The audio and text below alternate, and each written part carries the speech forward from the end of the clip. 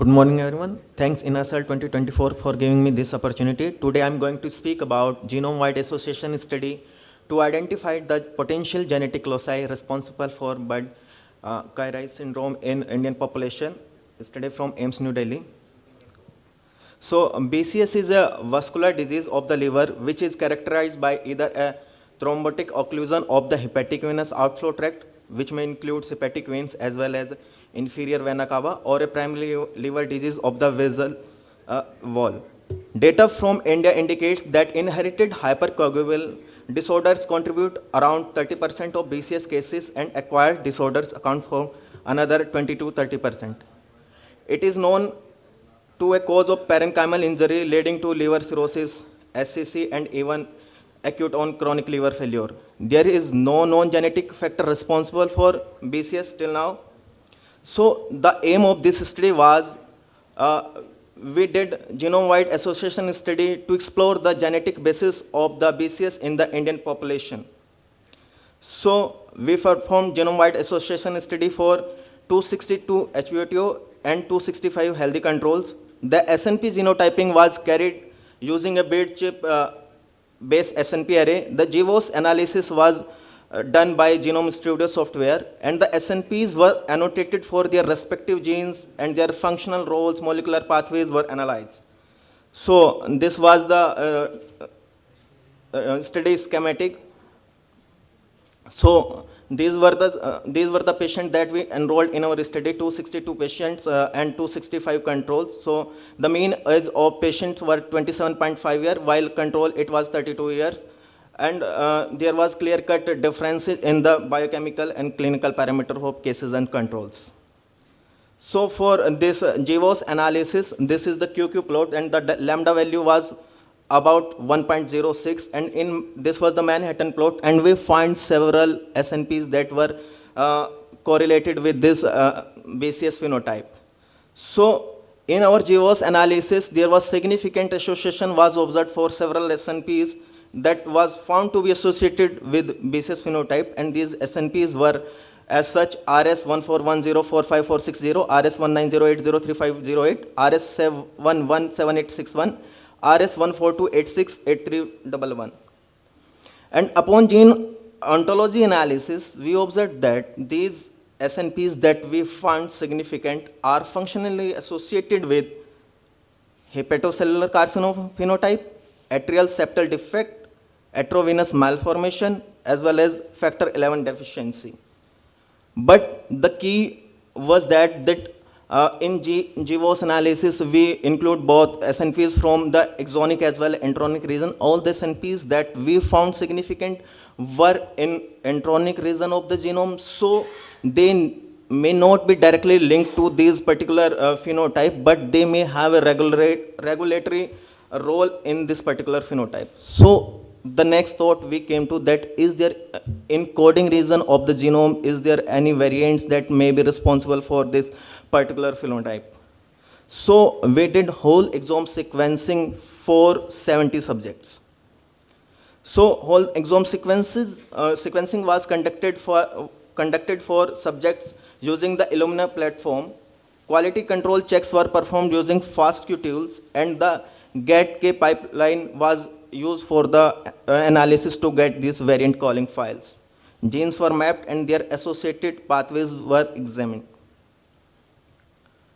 So in whole exome sequencing results of this BCS subject, we find that missense mutation was the most common variant that we find in these subjects, and in missense mutations, this single nucleotide polymorphism was the most abundant variant that were observed in these subjects. And when we go in at the nucleotide level, C to T change was the most common one. And in the lower half of the graph, you can see that these are the variants in each sample of this particular etiology. And the top 10 genes that we find in our sample, in our cohort that were found to be dysregulated in this BCS subjects, these were mucin related genes, that is MUC6, MUC3A. There were KCNN3, CNN2, ZMYM1, MAF1, LRGUK, FBN3. So this is a heat map of these top 10 genes and what sort of mutations are there in these top 10 genes, whether they were missense mutations, as I told that missense mutations were the prevalent in all the samples, and these were multi-hits.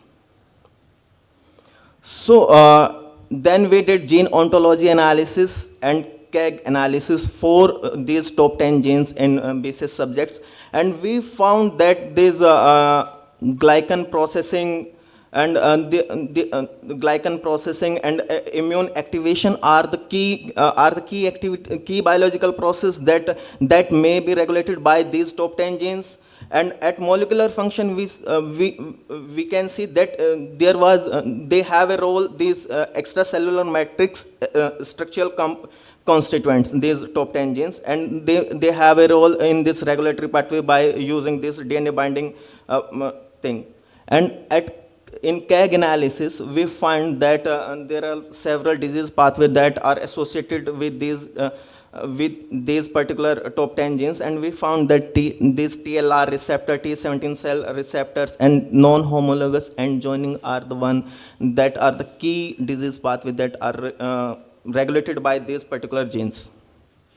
So in conclusion, we find that this HVOTO BCS is associated with several genes related to morphogenesis and malformation in the Indian population.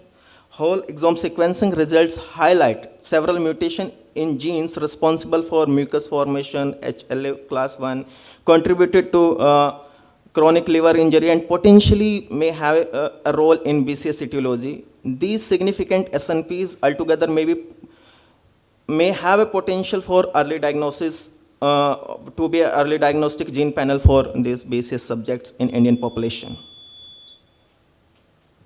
Well, I will ask a question. Yes. Not necessarily by now everybody knows the genomic changes in a disease when you analyze, not necessarily actually is related anyway, because there is a lot of gap between the cup and the leaf, because when they're actually transcribed or translated, there are functional changes because there are a lot of other interactions.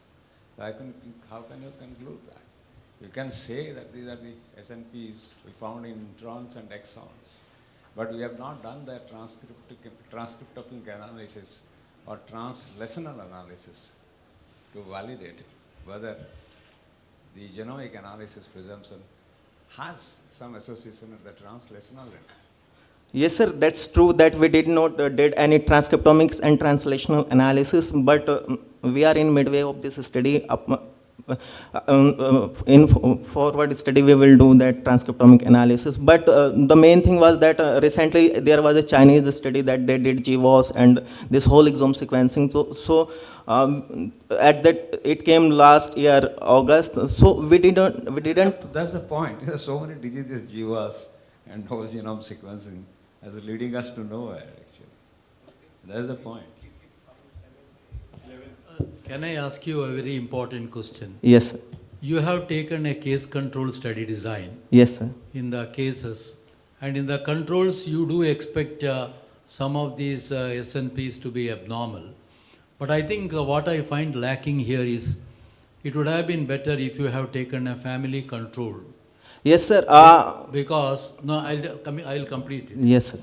Because whenever you have an association, the first thing to do is whether there is a familial clustering. Yeah. And when there is a familial clustering, you would have at least 2 to 3 members from the same Budshiari. So either you can call them and look at and confirm whether these genetic sequences or whatever exon changes you have seen, are they represented in the same family or not with the other control, because that will not give you any information. I think that's a waste of exercise. Control is I don't think is going to contribute anything. It should take a family and see whether you have a clustering. One more question. With this gene analysis, can you predict the development of HCC in any one of these 280 samples?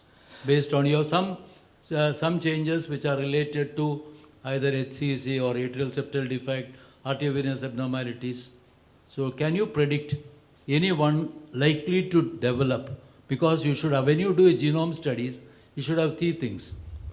Most of the time you cannot prevent a disease. You have to predict, like PNPLA3 is a predictor. Yeah. So here, can you predict that any one of them are likely to have a future HCC? Sir, I want to answer your first question. In our GWAS analysis, we didn't enroll these family members as a control, but we did another analysis with family members in whole exome sequencing, where we took 13 disease subjects and their parents as well as. In that analysis, we found out that we didn't find any pathogenic mutation that is inherited from parents to these disease subjects. And to answer your second question, you ask about whether these particular variants have any role in HCC formation. So I didn't show the data. We did this for SCC subjects as well as, and we find that I told that this mucin gene family that is highly variable in this particular etiology. So in SCC subjects, particular gene MUC4, we find out a lot of pathogenic mutation in that particular genes. 34 pathogenic mutations that may have a role in this SCC outcome in BCS subjects. We did that analysis, but I didn't show that data here. Thank you.